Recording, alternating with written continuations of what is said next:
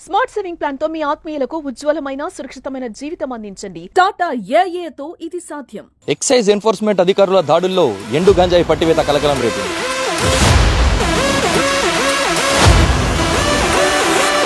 దాదాపు 7 కిలోలకు పైగా ఎండు గంజాయిని పట్టుకున్నారు.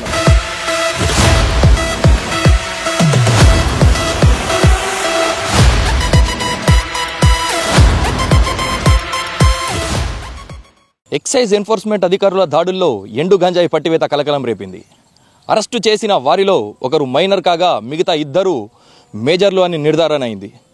పూర్తి వివరాల్లోకి వెళ్తే నిజామాబాద్ ఎక్సైజ్ ఎన్ఫోర్స్మెంట్ సభ్యులు సోమవారం నగరంలో అక్రమంగా ఎండు గంజాయి విక్రయిస్తున్నారని నమ్మదగిన సమాచారంతో మెరుపు దాడులకు దిగారు. పలు ప్రాంతాల్లో ఎక్సైజ్ అధికారులు తనిఖీలు నిర్వహించగా దాదాపు 7 కిలోలకు పైగా ఎండు గంజాయిని పట్టుకున్నారు. అదుపులో ఓ మైనర్ బాలుడితో పాటు సిరికొండకు చెందిన వంశీ తరుణ్లను అరెస్టు చేశారు.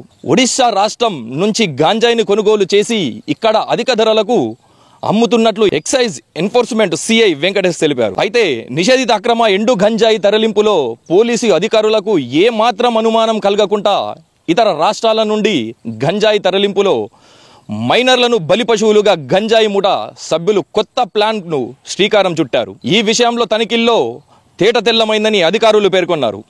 ఈ సోదాలో ఎక్సైజ్ ఎస్ఐ రామ్ కుమార్ తదితరులు పాల్గొన్నారు. కెమెరామెన్ జగదీష్తో రవితేజ, సుమన్ టీవీ, నిజామాబాద్ నుంచి.